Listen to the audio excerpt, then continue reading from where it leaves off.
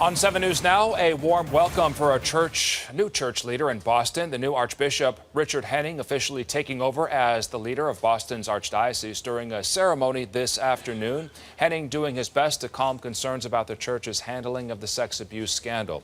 Jonathan Hall reports from the Cathedral of the Holy Cross in the South End.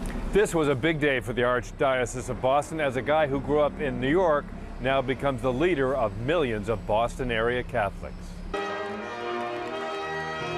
The newly installed Archbishop of Boston, Richard Henning, showed the people attending this special historic Mass the apostolic mandate he got from the Vatican. It's the Pope's call for him to serve Boston, the fourth largest archdiocese in the U.S. It was a beautiful ceremony in this beautiful cathedral, the largest Roman Catholic church in New England. In his homily, Henning talked about his faith in God. What do you believe? So say it with me, Boston. Stand up and say it with me. I believe in one God, the Father Almighty, the maker of heaven and earth. Henning, who grew up in New York, began on a lighter note, saying he's been peppered with questions as Bostonians get to know their new Catholic leader. The most common question I've received in the last few months boils down to something like this. Have you ever been, are you now, or will you ever be a Red Sox fan?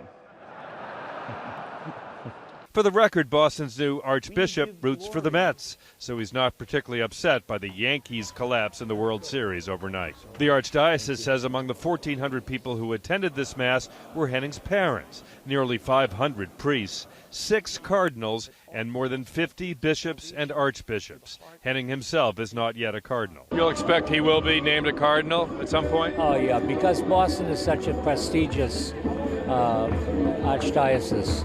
You know, I'm sure the Pope will appoint him cardinal after a short period of time. Cardinal Sean O'Malley has been Pope Francis's top advisor as the church continues to deal with the priest sex abuse scandal, which erupted 22 years ago in Boston. How about the survivors? As Henning arrived at the cathedral, some of the protesters out front urged him to come speak to them.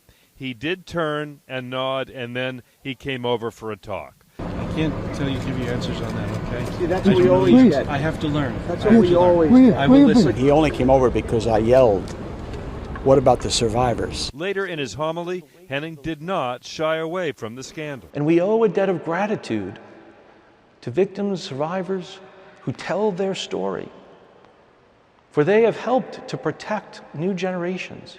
Henning has told us he wants to be a loving and caring pastor, not a politician. In the South End, Jonathan Hall, 7 News.